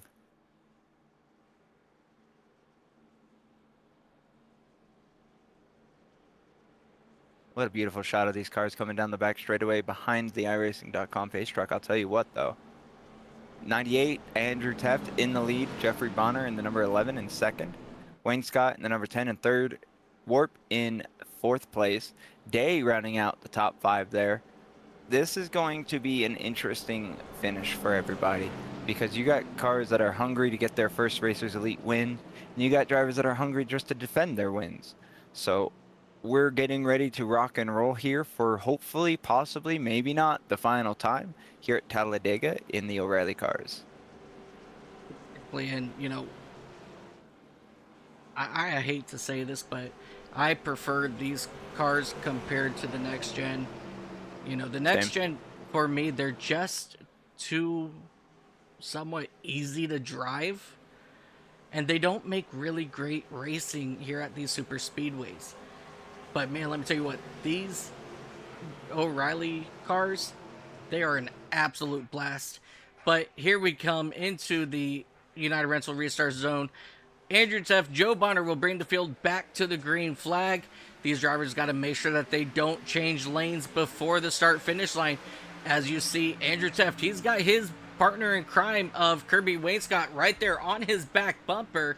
Where did Wainscott come from as they climb up here into turns 1 and 2? As you see, Bonner, he's going to go ahead and jump back down. Justin Day in that 79 machine, he is looking for his top 3 finish here this week in his second start here. But here comes that 45 Ryan Warp, fighting strong to the outside. Here comes that number 11. He's going to meet up with his teammate, and they're both in the wall trouble. Caution is out. There it is. You know, and that was a beautiful tactical restart by Teft and Wayne Scott. Teft didn't get too far of a jump, allowing Wayne Scott to get tucked up on him and build that early momentum. But that was all for pretty much nothing, as now Teft's on the inside, Wayne Scott's on the outside, and we have a caution out. Yeah, definitely very unfortunate there when that number 11 tried to go meet up with his partner in that number 45 machine. Just very unfortunate there. They kind of just met, and that spelled disaster for everybody else behind them. As you see, that bump right there caused pure chaos behind them. And watch the right side of your screen for that Bass Shop car, Bass Pro Shops. It's important that he doesn't stop or get hit. As you see, everybody blocking the track, nowhere to go for a lot of these drivers. Just impact after impact. The 66 gets involved there. With 6 even gets hit on his roof. Oh, and you see, I think that's the 13 M&M car just slamming into the car. Yep. Matt Metler involved in this one. Yep. Looks like no contact for the number 1, but did he stop? That's the biggest question. The way iRacing, ooh, it's not over yet. Let's find out. Let's run on board, because this would tell us the whole story right here, if he makes it or not. Yeah, and the important question is, if the 13 got around him before the caution flag flew, even though he's involved, that would negate the number 1's lucky dog. So a lot of factors here in play for the number 1 car. He's tapping at his feet, waiting for the screen. Yeah, no contact, no stop. But that 13 did fly by. The question is, when did the yellow flag drop? If it dropped before the 13 flew by, I think the one's going to get the lucky dog. Well, right now the 1 is being scored in front of the 311. But he's hanging outside, kind of like as if he's waiting to get that call, and here he go. Yep, he got it. There it is, right there. Beautiful. He's speeding up. Hey, who knows? Maybe my fictional story isn't so fictional. Let's go. I mean, we still got one more green-white-checkered attempt. Chris Gotzel, by the way, in that 707 machine, he got dinged for too many incident points, so he has been disqualified. How did he get too many incident points when the 6 machine seems like he's been caught up in all of these? Brett Bray, what's your secret, man? Maybe the 707 hit a couple grass clippings that the number 6 didn't. I don't know. Yeah, that's maybe. But let me tell you what, ladies and gentlemen, just 2 cautions ago, this 1 machine was upside down on the exit of turn 4. And here he is getting back on the lead lap. We still have 2 green-white-checkered attempts available. And why is Andrew Teft?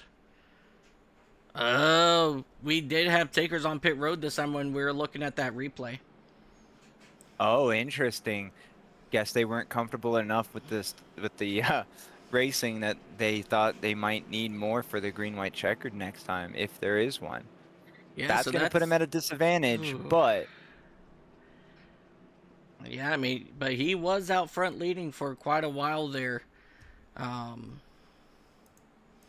You know, he has led 12 laps today, and, I mean, that's only 12 laps, but 12 laps is a lot of fuel to be using on the throttle. So... Oh, 100%. Yeah. The last guys... Oh.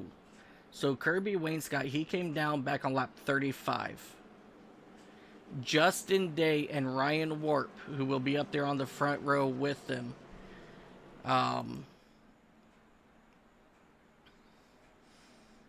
Yeah, with them on this restart. They came down back on lap 62.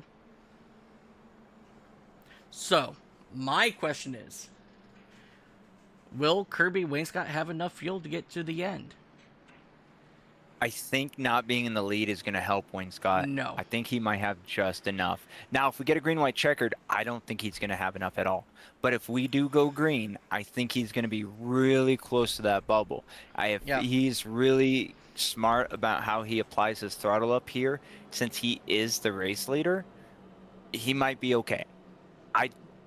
It's right on that line for me. He might be on the cusp with him being, you know, not the leader the whole time. But I think if we see green-white-checkered, he's coming in. Yeah. Or another one, rather. Man, if I was if I was Curtis Ecker in that 8 machine, I have the 57 in front of me who also pitted on lap 35. The 15, Kensley Smith, he also pitted on lap 35.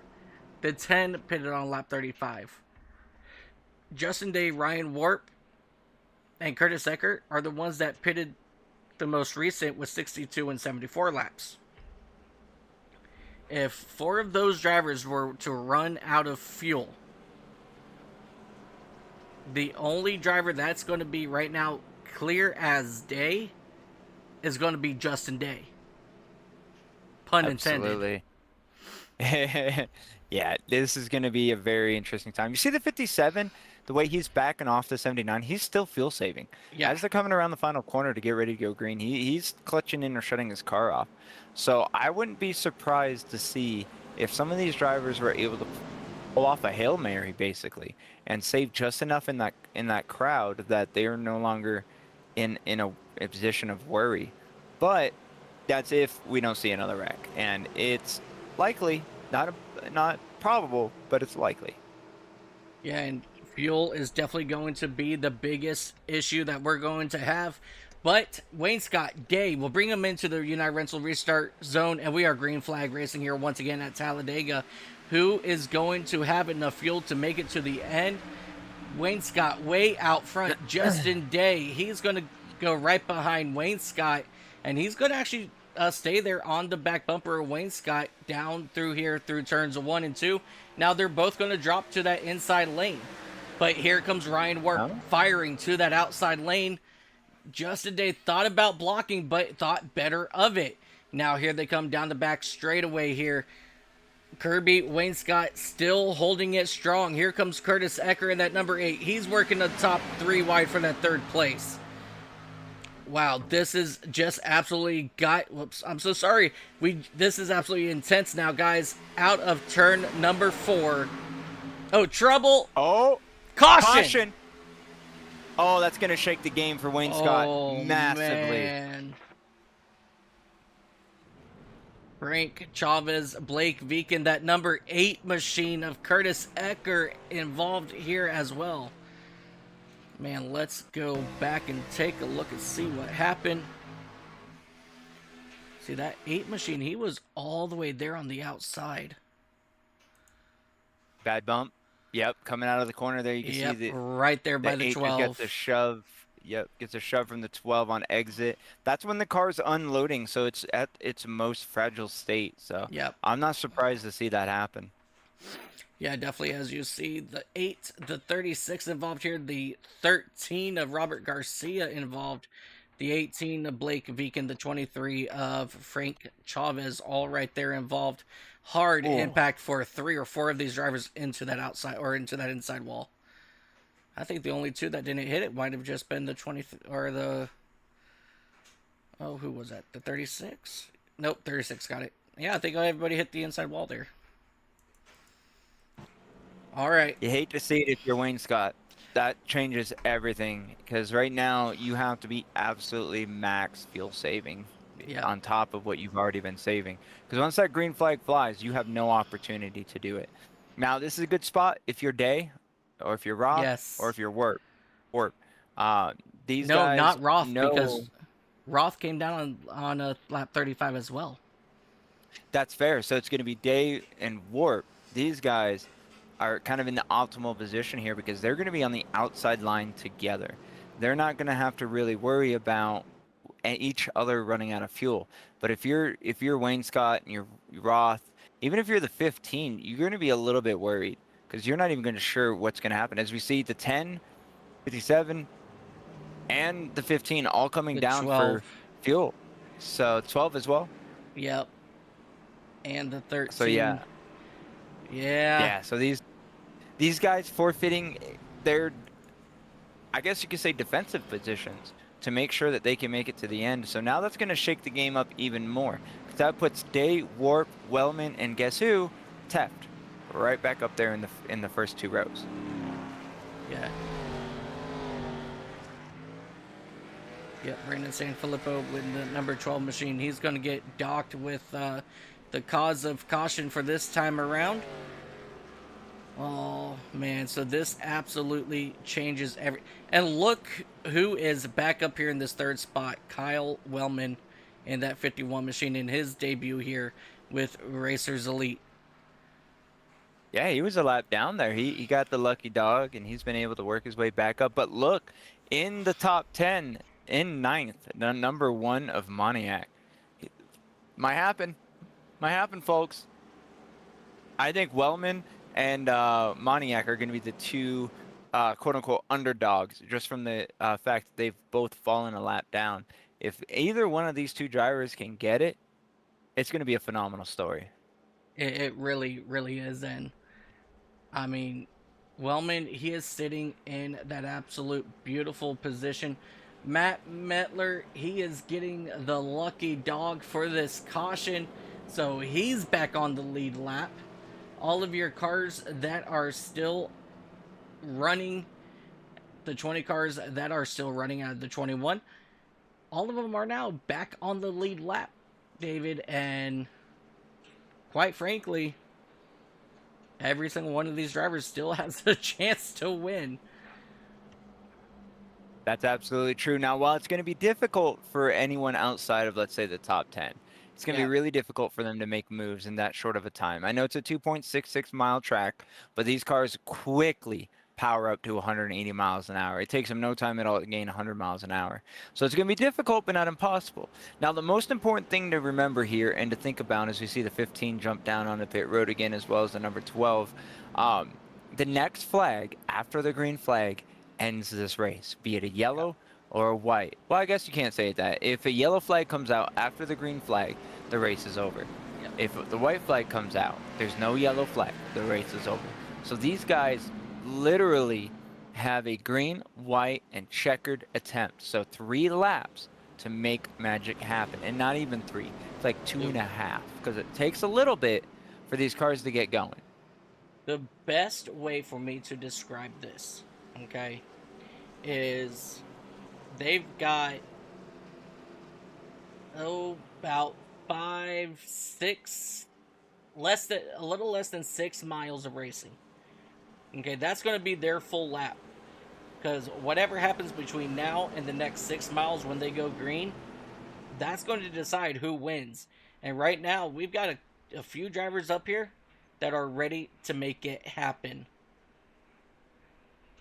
Yeah, and if you're Day, you don't want to get too big of a start because that's going to give them the momentum that they need and the space to do what they need with the momentum.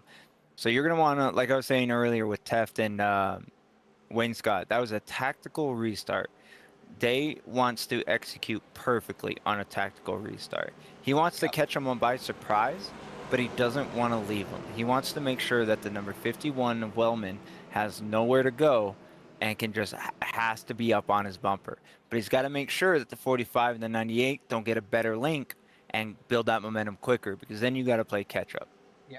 Now, if I was out there, I'm not going to lie, and I was the race leader, I would have opted to start on that outside with Andrew Teft right there on my rear bumper, because I don't know the 51, but I know Andrew Teft, and that's who I would want on my bumper for the final 2 laps, because I know he knows how to push people to the win, but at the same time, he also knows how to take wins away. But it is time to go racing for the final time. This is the final green flag here at Talladega, as we see Day and Work bring the field back into the United Rentals Research Zone for the final time, and we are green flag racing. As you see, Justin Day, he gets out there to a little bit of a too much of a jump there. If I was him, I would be going up right now to get on the front bumper of that 45 machine. But no, he's actually not really gaining too much here coming out of turn number 2. Now the momentum is reaching its peak. Here they come out of turn number 2. The 51 contact. Oh, trouble in the back. Behind him. Caution's out. Race is over. Justin Day, ladies and gentlemen, in his second start here with Racers Elite, Justin Day, he will. Oh, this is interesting. It's going to be important for Day not to stop, because those drivers that were involved in that and are stopping, they're going to get scored to be in the back. Yeah, Justin Day, he's got to.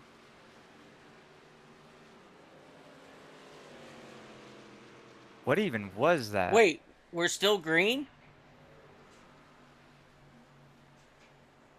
No. Now the yellow lights are flashing. Yeah, the yellow lights are flashing. Never mind. Did Brett Ray just sneak away with the win? I don't see how. The caution came out. Unless the crash affected Day's position. Ooh, hard stops. We're going to have to see who cycles up. But if I'm Day, I'm yelling. If I don't get this win, I'm yelling. Oh, Day coming through. He's like, excuse me, I got a race to win. Okay. Yep, it looks like it's scoring him back in the front.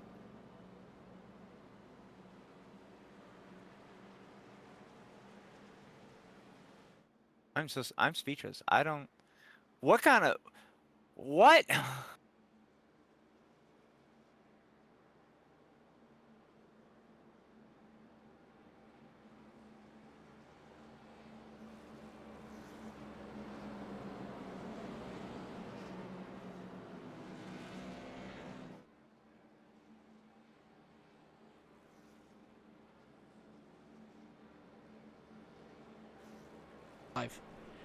Ladies and gentlemen, out of turn 4 into the tri-oval to the checkered flag. Ladies and gentlemen, your race winner, it's going to be Justin Day for all day racing in that number 79 Ford Mustang. He is going to be your race winner. Brett Bray, that number 6 machine, he's going to bring it home second. And Joe Bonner in that number 11 machine, he'll bring it home third. Fourth is going to be Matthew Monek. He almost made it there, ladies and gentlemen, up to fourth. What an incredible turnaround for him. Curtis Ecker will round out your top 5. Before we get to all that, let's go ahead and go back here and see what happened to bring out this last caution. 45, the 98, big movement. 51. And that right there.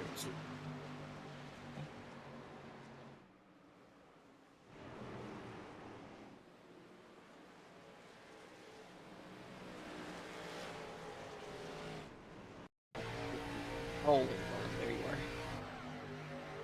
are. So Roland in the 66. Yeah, you can see trouble behind them, and then these guys get into it. Yeah, so, the 45 up on his side. All right. Justin Day, driver that number 79 all-day racing machine, ladies and gentlemen, is going to be your race winner here at Talladega Superspeedway in his second start here in Racers Elite. And let me tell you what, it was a phenomenal day for that driver, coming up 5 positions after starting 6th on the field. And before we talk to our top 3, let's go ahead and take a look at our race results. Justin Day leading 5 laps here today. He will be your race winner, followed by Brett Bray and Joe Bonner. Fourth, it's going to be Matthew Monek. What an incredible turnaround day for him. Curtis Ecker will bring it home 5th. Kirby Wainscott, Frank Chavez, Aaron Roth, Austin Sale, and Andrew Teft will round out your top 10. Matt Mettler also coming back from 1 lap down in that 20th position, coming all the way back up to 11th. So really good turnaround day for him as well. Brandon Sanfilippo 12th, Kensley Smith 13th, Kyle Wellman, Ryan Warp, Robert Garcia, Aaron Rowland, and Garrett Michael will finish your top 18. And last of your runners on the track, Blake Viken will come home 19th and Mikey Allen 20th. And rounding out your field is going to be Chris Gotzel in that number 707 machine. Your hard charger will go to Andrew Teft, up 9 positions. Joe Bonner led the most laps in that Cobalt number 11 machine, with your fastest lap going to Justin Day in the 79 machine. Aaron Rowland was your pole sitter. We ran a total of 86 laps here today with 7 cautions at for 19 laps total. And with that being said, David, I don't know about you, but are you ready to talk to some of our race winners here today? Oh, I was born ready. Absolutely. All right. Let's go ahead and take a look and see who is all down below ready to talk to us. Joe Bonner in that number 11. Let's go ahead and bring him up. Driver of that number 11 Cobalt Toyota. It's going to be Joe Bonner. Joe, man, what a race. Yeah, that ending was kind of nuts. Not going to lie. Yeah, that was absolutely pure chaos there on the final couple laps. But, man, all around, how was your day? What was your thoughts there on the final restart? And what did it take for you to come back up to third? I mean, my race was pretty good. Me and Kirby got into it a little bit, which I feel bad. I guess race control said I come up. I don't really know what happened, but there was no caution, so I do feel bad about Kirby getting into some me and Kirby getting into some stuff. My partner Aaron, if it wasn't for him, I wouldn't have been up there. He was pushing me up in that lead that entire time, keeping me up there. So it was good racing again with him. It's just unfortunate that he got taken out at the end there. Yeah, definitely very unfortunate there to get taken out. Um, but I know that you were caught up in a couple thing, or at least one thing. I think it was, and you worked your way back through the field. And um, man, just what a at the start of okay. Let me ask you. Let's go to the beginning of the race. What was it like out there for the first 20 something laps when everybody was wrecking, but nobody actually wrecked? What was it like out there? Oh, it felt like you were in a tornado almost. It was chaos everywhere, and I was just, white knuckling it the whole time, hanging on and hoping I was making through everything. Well, David, at least we were right about that. But Joe, man, good job on your third place finish here today, buddy. And do you have anybody that you'd like to give a shout out to before we let you go? Just the entire LJG racing team, great group of guys that help me get where I need to be every week. So I appreciate them all. Alrighty. Well, congratulations on your third place finish, Joe, and we'll see you next week. Yep, thank you guys. Alrighty. Ladies and gentlemen, for LJG Racing, it's going to be that driver number 11, Cobalt, driver of Joe Bonner. Brett Bray, he doesn't like to talk very much, so we won't have a interview with him. But David, let's go ahead and bring up somebody that I am personally getting more used to talking to. You raced with him on Monday nights. The one, the only, Justin Day, driver of that number 79 Ford Mustang. Justin, why are you following me now? And me. Oh man, I swear it's not what it looks like. All right. So, Justin, your second race here with Racers Elite, and well, you brought home a race win, man. Yep. What a chaotic race it was, all race long. Talk us through your entire race. I don't know. I mean, it's Superspeedway, so it's going to be a little bit more wild than other races. And so I feel like most people have the strat to hang in the back or kind of take it easy most of the race, and and then let loose a little bit at the end, and that's what I was trying to do. And I just hoped I got to the front at the end, and I did it. Necessarily didn't win the way I wanted to. I felt like I was part of that big wreck a little bit, but I was just trying to block and, do what leaders do, stay in front. And once I realized he was turning me, I tried to turn off, but everybody else behind him was kind of packed in. Yeah, it was definitely a just a crazy race. I'm going to ask you the same thing I asked Joe. What was it like the first 25, 30 laps out there on track? I think we had first few laps there was a caution, and then it went green for a little while. I thought it was pretty clean for the most part. It wasn't until the end that I think everybody their tempers got high a little bit. Yeah, it was definitely. I mean, I think we called about 15 cautions without actually calling out a caution during that time period. But it was just I'm still speechless on the way you guys all were able to, I think everybody saved it at least one time out there. But yeah, man. David, do you got anything for Justin? I do. 1 second. One Mississippi. David, do you have? Sorry. I do. I'm sorry. I was eating. Taking this opportunity to stuff my gourd. One question. Second to last Green-White-Checkered. Well, really the last one. When Wayne Scott was ahead of you, that caution came out. How were you feeling? Were you nervous? Were you looking forward to it? Did you know he was going to have to pit, or were you just kind of winging it? We made it I'm in a chat with Frank Chavez and some other guys. We kind of said it. We were like, I wonder, they're not pitting. Like, I wonder what their feels like. And, you know, I don't know. I didn't necessarily think he was going to pit, but, you know, you never know. And I guess he did. It was just one more green, white checker too long. Whatever he did, he was gas saving like crazy, because I at one point I was gas saving and I felt like I was doing pretty good. So Absolutely. he definitely did better than me on that. For sure. And Very Yeah, cool. yeah. it was a fun race. Had a good time.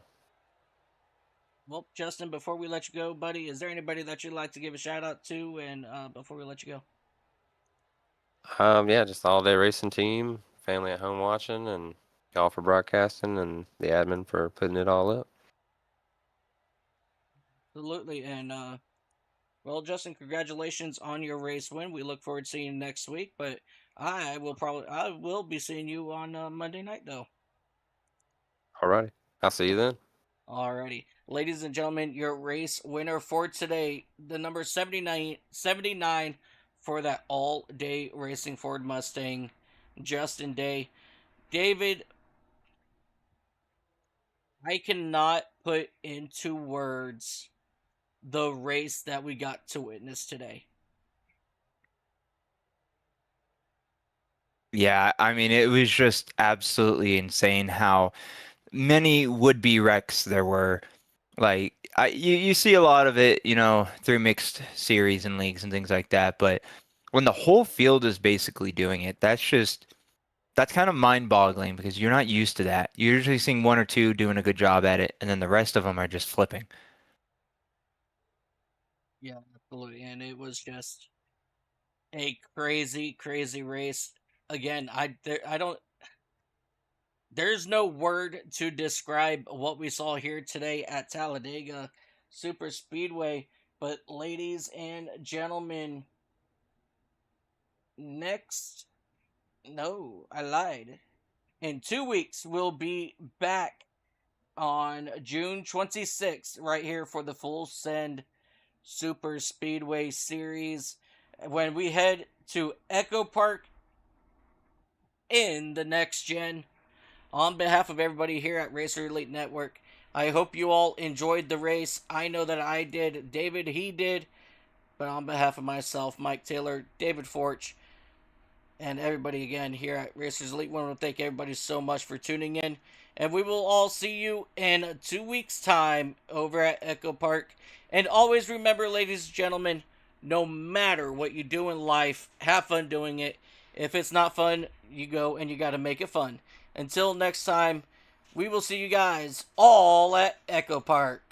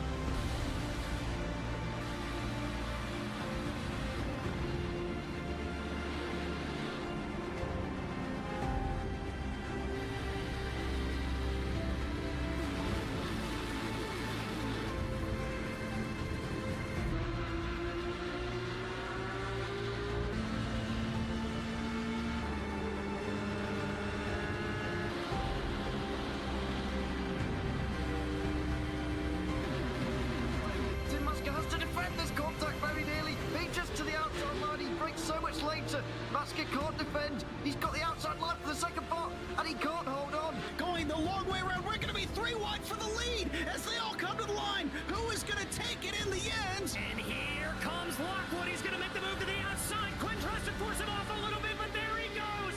It's going to be side by side through turn 1. Will he be able to cover him off? He does. Weaving back to the left-hand side. Reynolds is trying everything. The kitchen sink is being thrown at it. They're leaning on each other. Coming into turn number 3. It's going to be a drag race through 3 and 4. Coming back to the line. Here comes Frisch on the bottom. Richard's going to hold the inside. Tries to be the late breaker here. They're going to be side by side through the final chicane. They bang doors, but keep it clean. As that's still 4 wide on the run down into the back straightaway. Demerit's looking for a line as well. What is going on in Michigan? Novak into the fence. They're still beating and banging. Oh and my to the goodness. line. He is much faster coming through there. Is there damage on Challenger? Abramitis is ahead. There's going to be a race to the line. Who is